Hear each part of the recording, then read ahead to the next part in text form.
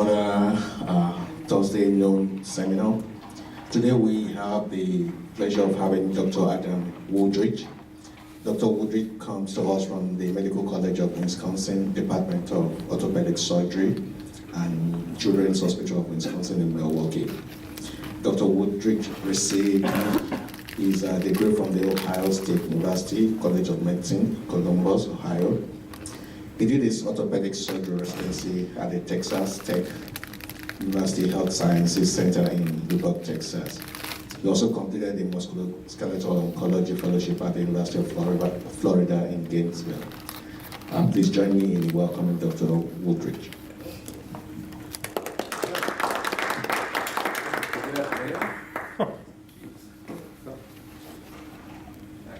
Well, thank you for having me out. Greatly appreciate you welcoming me up to talk today.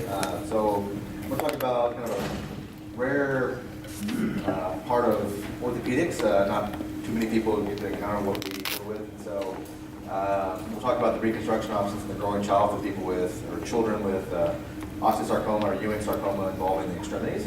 So kind of give the different options with that. And so part of the objectives today, well, one is kind of part of people's general practice is kind of be able to recognize the difference between a benign lesion versus a malignant lesion. So that way you know, okay, I don't have to worry too much about that one, or oh my gosh, we get this guy seeing someone really soon. And then kind of get an appreciation for the various options with the reconstructions, and then the differences between the functional differences on those.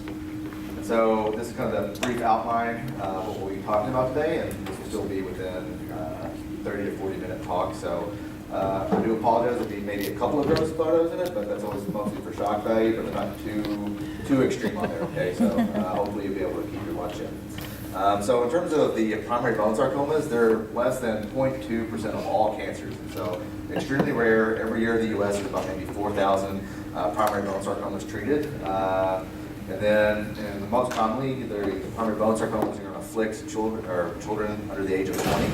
And the most common of those are going to be osteosarcoma and Ewing sarcoma, and those constitute, between those two, 90% of all primary bone sarcomas are diagnosed in the U.S.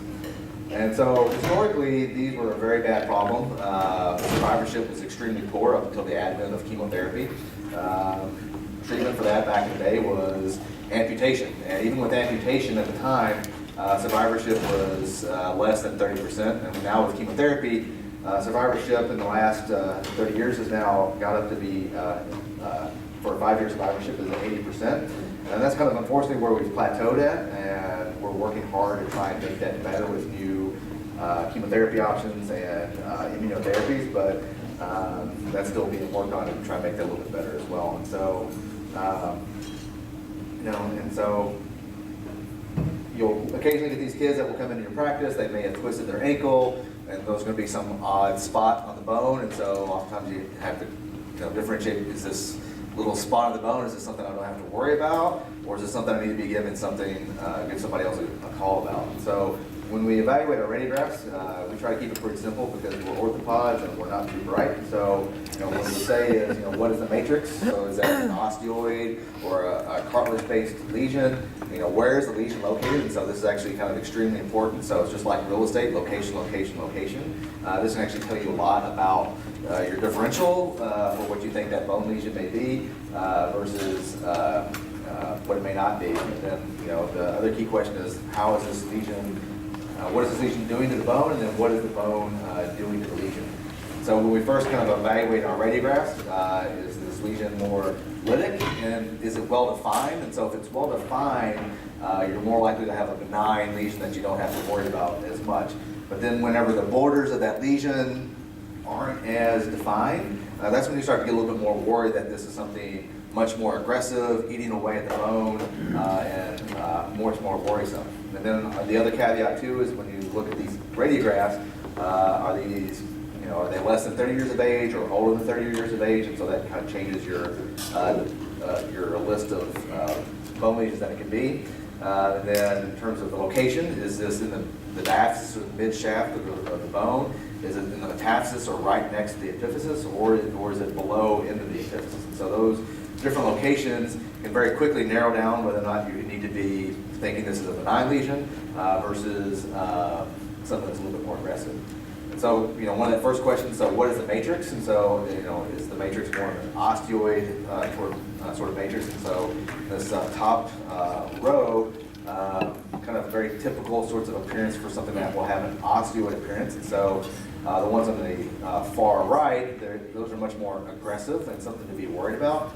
Ones that are here on the left are, and the same thing for these cartilage-based lesions as well, are ones to be less worried about. So so something that has a ground glass appearance or even a solid appearance often will be something that is more likely to be benign. And then our cartilage-based lesions, and we'll show some radiographs of that as well that will give you a little bit better example. We kind of have this stippled or almost popcorn type calcifications within it. But then once you get something that's causing reaction of the cortex or reaction on the inside of the cortex, well, that's something that the lesion is doing to the bone, or the bone is reacting to that lesion. And so, once again, going back to location, this will kind of very quickly tell you where, or, what your lesion may be. So, very typical ones that are seen in the pediatric practice that are benign lesions. So, for us, so the non-ossifying fibromas, those are often located in the mid shaft of the long bone and are often eccentrically located. And then so very common when that's seen. The same thing for eosinophilic granuloma, that will be kind of a radiolucent lesion. We'll still have a clear zone of transition between the abnormal bone and the normal bone. And then also fibrous dysplasia up top. So that's, once again, this one's more centrally located, typically in the mid shaft. And once again, even on this one, there's kind of a clear demarcation between abnormal bone and normal bone. And so then the bad actors, well, so osteosarcoma and Ewing sarcoma, those can basically happen anywhere in the long bone of the body. However, the big thing for the osteosarcomas and your Ewings, often not a very clear differentiation between your the lesion and the normal bone. So it will be very abnormal, but there's not a very clear demarcation between those. So this has always been a very helpful chart. I use this often to teach the residents when they're starting to make their list of lesions that they think it may be. And also too, so the last thing, what does the lesion do in the bone, and what does the bone do in the lesion? So, if it's something that's benign, it's going to be there for a period of time. So, it'll have up top, the borders around it can be more well-defined, somewhat sclerotic. And so, if it's ill-defined, you're more likely to be worried about something that's malignant. So, there's not a clear border between the abnormal bone and the normal bone. And so, it's kind of a hint that something else is going on. And this is just kind of repeating those radiographic markers. So something that's benign is going to be a little bit more solid. And these are the kind of common signs that are seen for malignant lesions. So this laminated pattern, often seen in Ewing sarcoma. So Ewing sarcoma will have a soft tissue component that will grow out from the bone. And as the body reacts to it, it tries to make new bone around it, and so it almost looks like onion skinning, and so it'll have these different layers on it. And then with osteosarcoma, it'll have either a spiculated appearance, so it'll look like periosteum, or the bone is starting to kind of grow out in this fenestrated pattern. And then another pattern is that a lesion that starts in the bone, such as osteosarcoma, it starts to grow out, but the bone is trying to contain it, and so the periosteum, or that sleeve that's along our bones, will react and try to form new bone, and it'll form a triangle, which is called Codman's triangle, named after a general surgeon at Mass General. And so those are kind of radiographic markers that say, hey, let's be a little bit more worried about it. So just a couple of quick examples. So in the bottom left is a typical example of a kid coming in complaining of night pain, improved with NSAID. So very classic story for an osteoid osteoma. So once again, on this one, very clear border on this one. So this is a solid periosteal reaction. There's not a lamellar layer between it. And then on the CT scan, we can see that the osteoid is kind of a well-contained area. And on the top right, kind of very upfront, okay, this looks very bad, but very good examples of the different patterns. So for here, there's that periosteal sunburst pattern, very typical of an osteosarcoma. And also for here, this is a very typical Codman's triangle, so that periosteal layer elevated up off the bone. And the far right, this is a good example of a Ewing, so you know, kind of hard to see a little bit, but there's a kind of a layering of the periosteum out there as it's trying to react to that soft tissue mass that's growing out from the Ewing sarcoma. So that's kind of a quick overview of those. So, a couple of common benign ones. So in our left, this one's an example of, once again, osteoid osteoma. The cortical layer is thickened throughout the same, and on that CT scan, which is kind of the helpful diagnostic modality for it, clear nidus in the middle, no endosteal periosteal reaction, but kind of a very clear demarcation between the abnormal bone and the normal bone. Another example, something that's very common for the pediatric practice is the non-ossifying fibroma. So eccentrically located in the diaphysis, the bone, there's kind of a radiolucent portion, but then there's a sclerotic lesion containing that lesion of the bone. And so oftentimes these are incidentally found. Kid twisted their ankle, and the parents come in freaked out because they've got this lesion that's in there, but it's something that's not watched most of the time.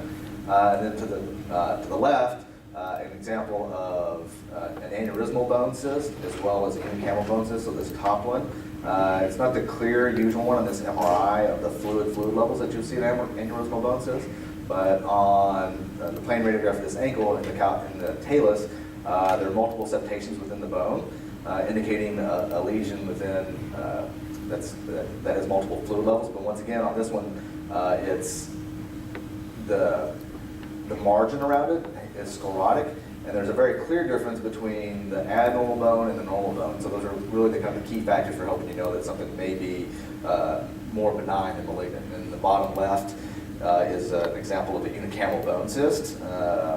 We don't normally excise out unicameral bone cyst on block like this, so this is a very old example from a textbook. However, once again, abnormal bone, but then there's a clear margin between that abnormal bone and the normal bone. And then this is just kind of showing that large fluid area that would be in the unicameral bone cyst. And then one more example is a common malignant one. So example here on the left has a little bit of a Codman's triangle as well on this one. You can faintly see the soft tissue reaction, but here in the bottom, very large soft tissue mass associated with the fibula on the MRI. And this is very typical for a Ewing sarcoma. And then to our right, another example of an osteosarcoma, and you can see, the lesion arises within the bone, and then this increasing soft tissue mass coming out from the bone in this gross specimen on that one. So unfortunately, that's a quick overview. You could actually have a big long lecture just on being able to do radiographs, but I think it's always worthwhile to touch base on those because it always takes practice and years of practice, and even after 5 years of residency, my chief residents will still mix that up. And so at no time should anyone ever be like, oh yeah, well I had this lecture, I feel pretty confident about it, but if you ever have a question, no orthopedic oncologist is ever going to be upset that you send them a picture or a message about a lesion, because they'll always respond back to you. They'd rather you send them a question and you tell you, oh yeah, that's NOF, don't worry about it, then you watch it and it turns out to be something much worse. So now to the meat and potatoes of the talk. So really the osteosarcomas and Ewing sarcomas present a pretty major problem for the reconstruction. Mostly because in about 50 to 60% of these cases, they either occur in the distal femur or in the proximal tibia. And unfortunately, the majority of our growth is from the distal femur and the proximal tibia. So our distal femur contributes about 9 millimeters of growth a year, while the proximal tibia contributes about 6 millimeters of growth per year. And so when we have to resect these and reconstruct these, sometimes you only have to take the physis on one side, and sometimes you have to take the physis on both sides. And so that can, present with a large lens length discrepancy and different sorts of options for being able to reconstruct it. So for instance, for an 8 to 10-year-old girl, if you had to resect both the distal femur and the proximal tibia, they could end up with a 6 to 10 centimeter limb length discrepancy. And then for a 10 to 12-year-old boy, they could end up with 9 to 12 centimeters of limb length discrepancy on that as well, which is a pretty serious matter when you're trying to talk about lifelong survivorship beyond that. So, so this ended up becoming into a shared decision-making process. And a lot of it goes part of it is, from the surgeon side, and a lot of it is from the family side, and so it becomes very difficult when you're having to discuss these reconstruction options with families, mainly because, first of all, these families never thought that they were going to have their child with cancer, and then the other thing is that they're making a decision for their child that will affect them in their lifelong abilities. So there's a lot of anxiety on their side, and it takes a lot of education. Multiple meetings with not only myself, but also with our oncologists as well when we're going through this whole process. So the factors that we kind of consider when we're going through this shared decision-making process is, so, where is this lesion located? Is it something that's going to be, resectable and doable? And then after that is, do they have metastatic disease? So if they have metastatic disease, their prognosis is much more poor. So if you try to do something extremely radical, where it takes a long time for the reconstruction to heal and get better, well, then you've done this kid a disservice. And so even though they pass away sooner, but they could have been living life with some other kind of feasible reconstruction versus something that you're trying for a longer term survival. We'll talk about those different ones that take a little bit longer to fix with. The same thing happens with response to chemotherapy. If they don't respond very well to chemotherapy, that's a poor prognostic factor. And so you'd be more lenient to do something that's more durable and quickly for them to be able to live with versus something that you're trying to do that may take a longer to heal, but would be better functioning for them in the long term. And then other things are trying to determine what you can do to improve that limb length discrepancy. And then lastly, big things are kind of the cosmesis. So what will this look like again afterwards? So culturally, amputation is not sometimes something that's considered or looked well upon in certain cultures, and particularly within Asian cultures and in certain cultures from South America. So those are things that come into consideration as well. And then lastly, the patient's desired level of function is one that we consider as well. So, if they're, we always have a broad range of kids that come in. You got the kid who's a big couch potato and playing video games all the time, and then you've also got your other kids that are super active, playing sports and everything else like that. And so those are the kind of things that it all has to be brought into one whole picture when making this process and helping guide the parents and the patients with that decision process. And in terms of the bone age versus chronologic age, so every time someone comes in to me for evaluation, I'll do a bone age evaluation. So I'll get an X-ray of their hand, so that way I can assess how much growth they truly have remaining. Because I'll occasionally get a kid who is 12 years old, but you get an X-ray of their hand and their bone age is really a 10-year-old. And so they actually have a little bit more growth remaining than you realize. And the other thing that we consider too will be the height of their parents. So a kid may be super short, but both their parents are tall, and you never know in the end they're going to have this huge growth spurt. So you have to take that into consideration as well. Because when they come in, we'll get full-length leg film to assess the lengths of their femurs and how much growth they may have remaining. And so then we can kind of make a rough estimate of how much limb length they'll have based on the typical growth patterns that happen from the distal femur and the proximal tibia. So, for instance, the distal femur, once again, 9 millimeters a year, and the proximal tibia, 6 millimeters a year.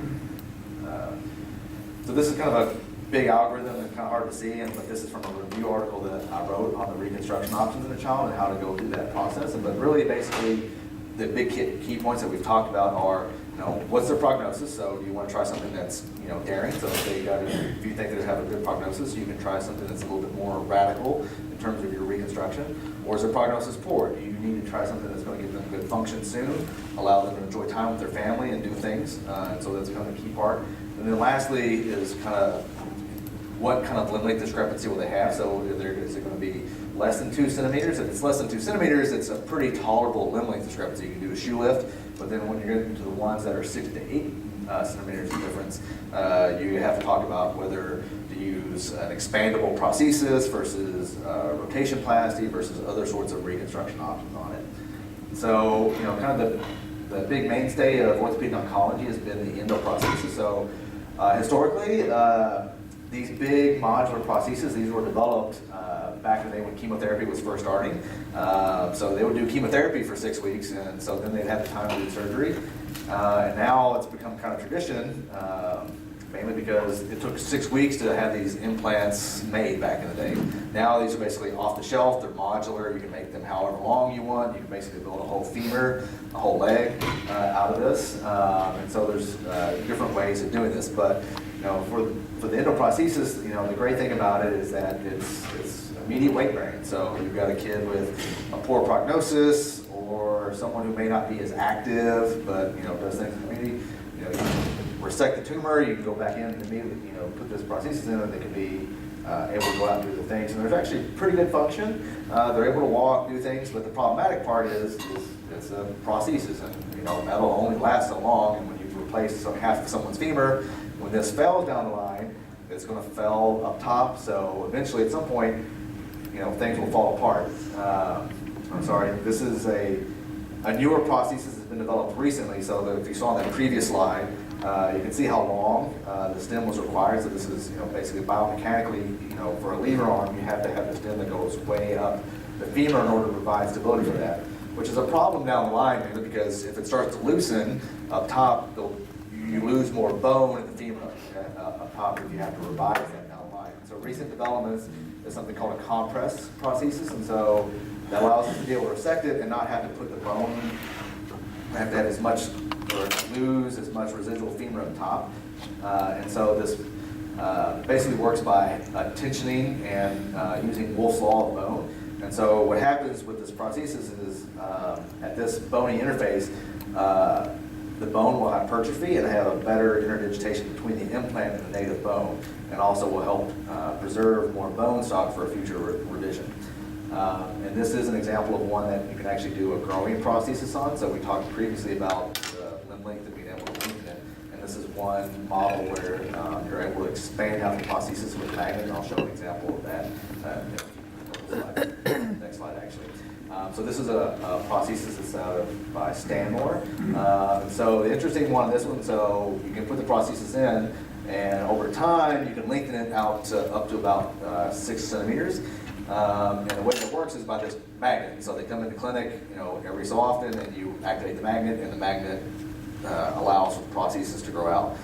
It's a reasonable option. However, unfortunately for this expandable prosthesis, there's been kind of high failure rates, high complication rates, and high rates of loosening. So in my fellowship, we never did any of these, basically because I think my mentors with that had a slight bias against it. And however, for select cases here at MCW and children's, we've used it a couple times, but it all depends on kind of the patient preference. And once again, that comes down to that shared decision-making model, because you can say, hey, listen, this is how long you have to deal with this, and how often you have to come back to the clinic, and those sorts of things. So once again, the disadvantage of a prosthesis, over time, it will loosen. You have basically a chronic lifetime risk of infection. So you have this big metal implant in, you go for a dental procedure, get a scratch somewhere. So there's always risk of an infection down the line with this big metal prosthesis. And then also too, over time, is that you can have loosening of your soft tissues, and so there can be complications with the stability of your implant with that as well. And then once again, limb length discrepancy. So even with that expandable prosthesis, it only can grow so much. And so sometimes down the line, you have to go back in and change something out. And even with that, you can only stretch it so far, because your nerves can only tolerate so much stretching over a period of time, and so you can't be too aggressive with that as well. And this is just another example of one of these prostheses having an issue. So this is an expandable prosthesis, and up top there's been loosening around the implant, so it caused the patient pain and difficulty. This is kind of another grosser picture, unfortunately. So this is a kid with proximal tibia osteosarcoma, and so there's one of the reconstruction options is to use a metal prosthesis. And so, but unfortunately with the proximal tibia, there's not a lot of soft tissue that overlays the implant. And so to be able to keep that covered, you have to use your gastrocnemius as a flap over on top of it to provide soft tissue coverage for that implant. So not only do they get a big metal implant for their tibia, they also have to have a portion of their calf muscle brought over as soft tissue coverage as well. The other issue with this too, because when you resect that and you have to resect out the tibia, you do lose your extensor mechanism, and so basically the attachment of your patellar tendon into the tibia, and so kids with this will end up with what's called an extensor lag. So they're not able to extend their leg out completely that last 10 to 15 degrees. And so that's one issue that happens with this sort of resection reconstruction.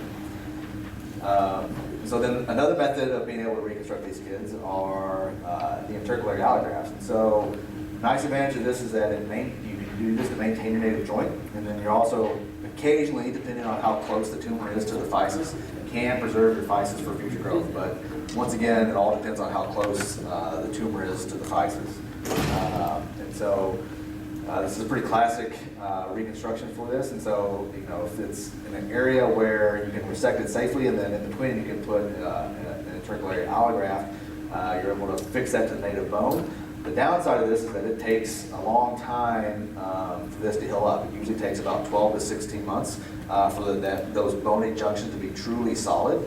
Usually we start letting the kids weight bear with these at about 6 to 8 months, but for true radiographic union, it's about 12 to 16 months. The other problem with this too is that there's high risk of infection because you're basically putting a large slab of dead bone in the body, right? And so it's basically kind of a good place for bacteria to set in. So there's always high risk of infection. And the other thing is that there's a high risk or a risk of late fracture with these as well. So kids can do very well with these reconstructions, and then unfortunately, you know, 10, 12 years down the line, they develop a stress fracture through the allograft, and then they have a fracture through it. And I'll show an example of that shortly. And so this is an example of one of these late fractures. This patient presented to us at the University of Florida about 12 years out from his Ewing sarcoma resection.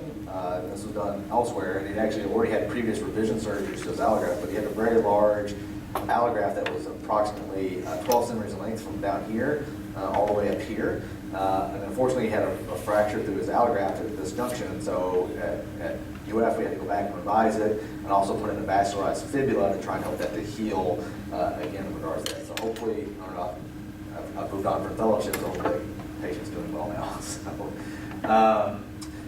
in terms of a more recent development, bone transport or distraction osteogenesis is an option as well for resections of primary bone tumors. This is a pretty rare technique.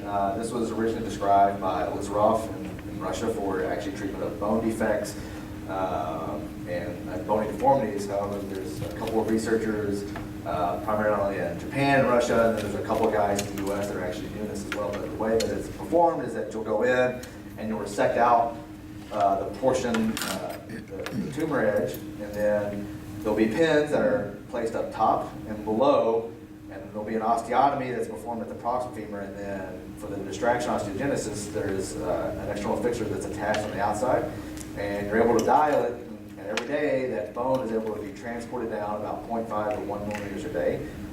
With these cancer patients, when they're receiving chemotherapy, you're only going up to 0.75 millimeters a day because bony growth during chemotherapy is a lot slower. But this bone is eventually transported down until it reaches the other side and it's docked. And so there they have to go back for a repeat surgery and go in and bone graft that area. But then in between there, this bone has had what's called regenerate, and then after a while that is fully consolidated. And so basically you've transported bone and formed new bone from up here down there after the resection. Now this is a relatively newer approach to the treatment of primary bone sarcomas, and so there's not a whole lot of data on that yet. However, there are some major disadvantages to it. So one is, for certain constructs, kids can't put weight on it, but with other ones they can. It does take a long time for this kid to be married to this frame. It takes about 7 to 12 months for you to be able to grow that bone down from where you resected. So if you take out a large segment, once again, you're only transporting half a millimeter to a millimeter a day. It takes a long time for that bone to regrow. However, there can be great results with it, but there are pin site infections, multiple surgeries. You also have to have someone who's financially able to handle it, because you've got to be able to come to the office multiple times. And so it's not a great option if you're someone from a low, I hate to say it, from a socioeconomic standing, but if you can't come to the doctor's office multiple times for this visit, it's not going to be a great option for you. And then always, so we do limb salvage now, but amputation, I don't consider that a failure. It's still an option that's out there, and I always, even in my limb salvage patients, I still present it, because sometimes I say, you know what, I don't want to deal with all this other stuff. I'd rather just go ahead and just do an amputation. However, in about 1 out of 10 cases, there's really, the limb salvage is not as feasible, and so we offer the amputation kind of up front. There are some other interventions to try and get around that. So, indications that for an amputation versus limb salvage would be if the tumor does involve the neurovascular bundle, and so you really can't save those vital structures. And so, but we can do some workarounds on those too, but those are kind of radical parts on it as well. But, an advantage to an amputation is, relatively, it's an easy surgery, from an oncologic perspective. But it does have a major disadvantage. So there's phantom limb pain, there's increased energy expenditures over time, and then also too, difficulties with the prosthesis. And so you have to get fitted multiple times. If it's a really active child, they wear it out, they get blisters, and so those are some of the major issues with the amputation. But we've had better advances in terms of amputation. So osseointegration is something that's coming down the pike. It's not approved in the U.S. yet. They are doing trials in the Department of Defense, and we'll be doing this at the Medical College of Wisconsin as well. But these examples are for people that were treated in the Iraqi war and Afghanistan war, and so basically after their above-knee amputations, to be able to have a much more functional prosthesis with less wear and irritation from the prosthesis limb interface. Basically, it has a socket that directly fits in, and so that if you can look on the far right, you can see that the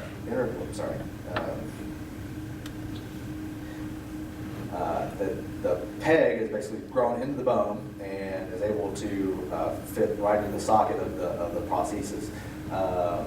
And this is the same sort of osteointegration technology that they actually use, in dentistry. And so, some of the big concerns of this are infection, but some of the early results from this have been very promising. So that's potentially something that's going to be coming down for potentially making these amputations and prostheses a little bit more tolerable. Lastly, and so one of the other kind of reconstruction options that we have are the rotation plasty. And so it's basically resecting the tumor and then taking the foot and turning it around 180 degrees. And so this is always a radical procedure that I have to talk about with patients. I always kind of have to pump them up a little bit beforehand. It's like, listen, this is going to be something that's you've never seen before. It's crazy. So be prepared when I first show you some pictures and examples that you may be a little blown away. So with the rotation plasty, it's great because these kids they heal very fast. It's typically one surgery. They're not having to go back to the hospital multiple times. There's no phantom limb pain that they would have with a amputation. And the limb lengths are typically very equal with this as well, because we're able to kind of plan it out, and the limb lengths end up being very equal in terms of that.